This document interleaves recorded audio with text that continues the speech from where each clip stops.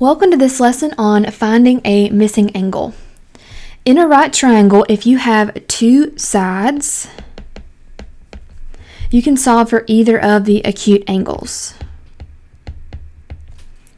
So here are the steps to solve for a missing angle.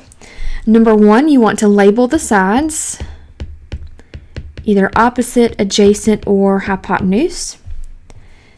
Number two, you want to identify what trig ratio to use. So sine, cosine, or tangent.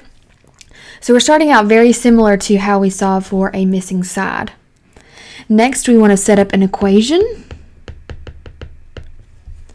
And then finally, we want to use the inverse trig ratio to solve. And we're going to do that in our calculator. One other new vocabulary word and new symbol that you're going to see in these examples is theta. And you'll see the symbol here, theta, and that is a variable for an angle. So it's just a missing angle. It's like an x, but specifically for missing angle measures. All right, so let's try some examples. Let me fix this. Okay, number one. So we have a missing angle, theta, here. And we have two sides given to us, so we can solve for that missing angle. So first we're going to label the sides, and you use the missing angle to label the sides, the angle that you want to find. So 10, of course, is our hypotenuse. And then we're going to use theta to label our other two sides. So 7 would be opposite, and then this side would be adjacent. And just like in our solving for a missing side examples, we don't need the side that doesn't have anything written on it, so we really don't need the adjacent side, so I'm going to erase that. So we have opposite and hypotenuse. Let's write out SOHCAHTOA right here. So opposite and hypotenuse, that would be sine. All right, so this is how you set up your equation. So sine of theta, you can write x, of course, same thing, equals, all right, and then look back at SOHCAHTOA, so opposite is first and then hypotenuse, so 7 over 10.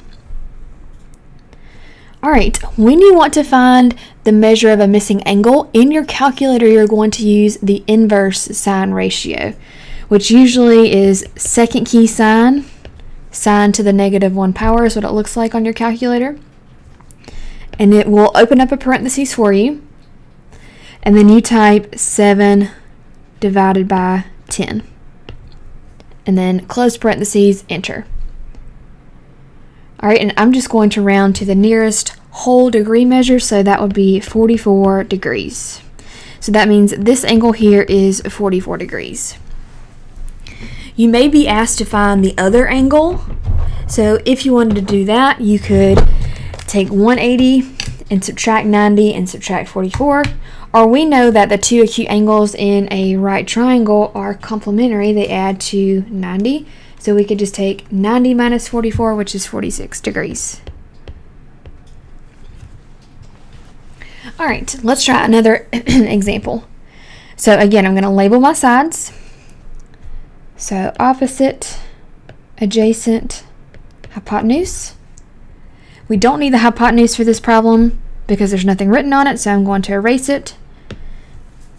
So look back at SOHCAHTOA, opposite and adjacent, that would be tangent.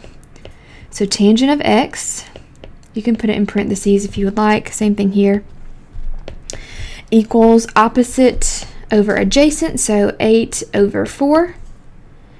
And because we're trying to find an angle, we want to use the inverse tangent ratio. So second key tangent, 8 divided by 4. All right, and then I'm going to round to the nearest whole degree measure, so that would be 63 degrees. So this angle is 63 degrees. And again, if you wanted to find the other one, you could take 90 minus 63, which is 27 degrees.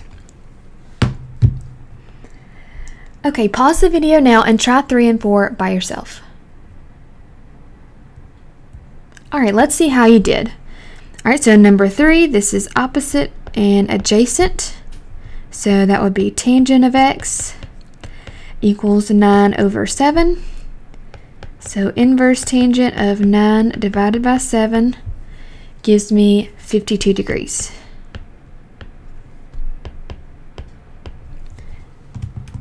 Which means the other angle would be 38. All right, and then number 4, this is adjacent and hypotenuse, so that would be cosine of theta equals 5 over 12. So inverse cosine of 5 divided by 12 gives me 65 degrees, which means the other angle would be 25 degrees. All right, you can stop the video now and go ahead and complete your practice and check it with your teacher.